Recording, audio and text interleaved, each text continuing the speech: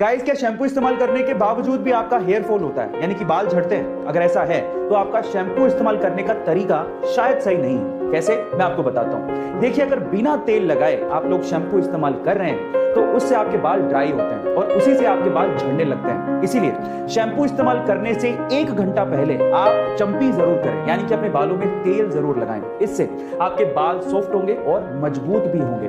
Guys, अगर आपने हमारे सोलर सिस्टम के प्लैनेट्स को बड़े ध्यान से देखा है तो आपने जुपिटर के ऊपर ये लाल धब्बा जरूर देखा होगा। पर मेरा सवाल ये है कि आखिर ये लाल धब्बा है क्या?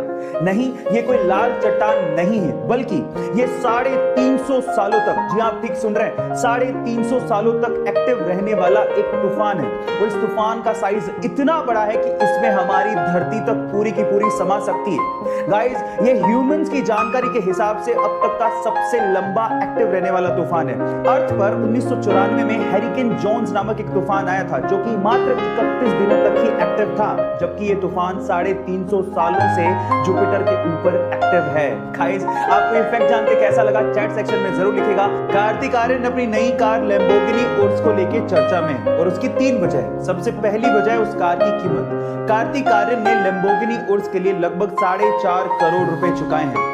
और गाइस, ये कार्तिक आर्यन की अब तक की सबसे महंगी कार परचेज है। दूसरी वजह है कि कार्तिक आर्यन को इस कार की डिलीवरी 3 महीने बाद मिलने वाली थी, जो कि कार्तिक आर्यन को मंजूर नहीं था। और सिर्फ इसी वजह से इटली से मुंबई तक ट्रांसपोर्ट करने के लिए कार्तिक आर्यन ने इस कार के लिए लगभग 50 लाख रुपए एक्स्ट्रा खर्च किए।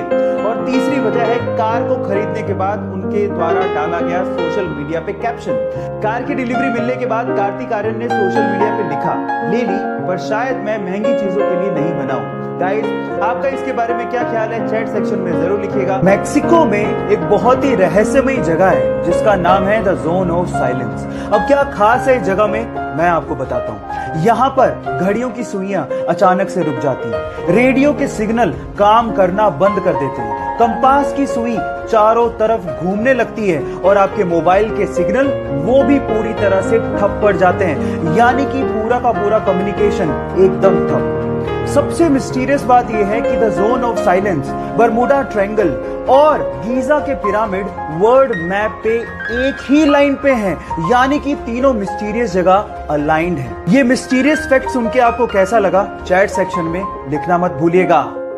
अगर आपको भी ये लगता है कि ऑर्गेनिक फूड पेस्टिसाइड फ्री होते हैं और उसकी वजह से वो ज्यादा हेल्दी होते हैं और नॉर्मल फूड इतने ज्यादा हेल्दी नहीं होते as compare to organic food, तो आप लोग गलत सोचते हैं। मैं आपको आपकी जानकारी के लिए बता दूं कि नॉर्मल फूड और ऑर्गेनिक फूड दोनों में इक्वल अमाउंट ऑफ न्यूट्रिशंस होते हैं। जी हाँ, और दोनों में पेस्टिसाइड भी यूज होते हैं। तो दोनों में फर्क क्या है?